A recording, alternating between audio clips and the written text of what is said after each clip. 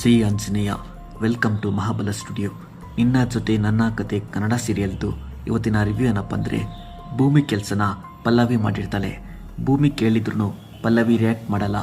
ಅಜಿತ್ ಹೇಳಿದ್ಕೆ ಈ ಥರ ಮಾಡ್ತಿರೋದು ಅಂತ ಪಲ್ಲವಿ ಹೇಳ್ತಾರೆ. ಅಪರಿಚಿತ್ ಮೂವಿಲಿ 3 ಶೇಡ್ ಕ್ಯಾರೆಕ್ಟರ್ ಥರ ಆಡ್ತಾನೆ ಅಜಿತ್ ಅಂತ ಭೂಮಿ ಬೈತಿರ್ತಾಳೆ.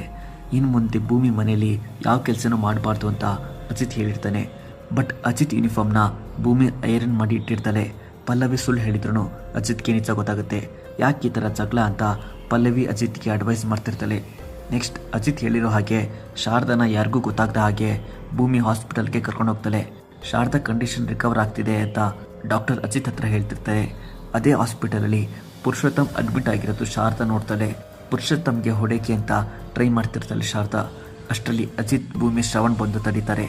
ಶಾರದಾ ಸಿಟ್ ನೋಡ್ತಿದ್ರೇ ಗೊತ್ತಾಗ್ತಿದೆ ಪುರುಷೋತ್ತಮೇ ಶೂಟ್ ಮಾಡಿರಬೇಕು ಅಂತ ಶ್ರವಣ್ ಹೇಳ್ತಾನೆ. ಶಾರದಾಗೆ ಓಲ್ಡ್ ಮೆಮೊರೀಸ್ ನೆನಪಾಗ್ತಿದೆ ಅಂತ ನಚಿಕೇತ್ ಹೇಳ್ತಾನೆ. ಎಲ್ರಿಗೂ ಖುಷಿ ಆಗುತ್ತೆ. ಪುರುಷೋತ್ತಮ್ ನೋಡಿದಾಗ ಶಾರದಾ ಹೇಗೆ ರಿಯಾಕ್ಟ್ ಮಾಡಿದ್ಲೋ ದೇವಿಯನಿ ಹತ್ರನೂ ಸೇಮ್ ರಿಯಾಕ್ಷನ್ ಇತ್ತು ಅನ್ನೋದು ಅಜಿತ್ಗೆ ಯಾವಾಗ ಫ್ಲ್ಯಾಶ್ ಆಗುತ್ತೋ ಆವಾಗ ಸ್ಟೋರಿಲಿ ಬಿಗ್ ಟ್ವಿಸ್ಟ್ ಸಿಗುತ್ತೆ. ಅಪ್ಕಮಿಂಗ್ ಸೀನ್ ವೆರಿ ಇಂಟ್ರೆಸ್ಟಿಂಗ್ ಇದೆ. ಫಾರ್ ಮೋರ್ ಅಪ್ಡೇಟ್ಸ್ ಮಹಾಬಲ ಸ್ಟುಡಿಯೋನ ಸಬ್ಸ್ಕ್ರೈಬ್ ಮಾಡಿ. ಜೈ ಆಂಜನೇಯ.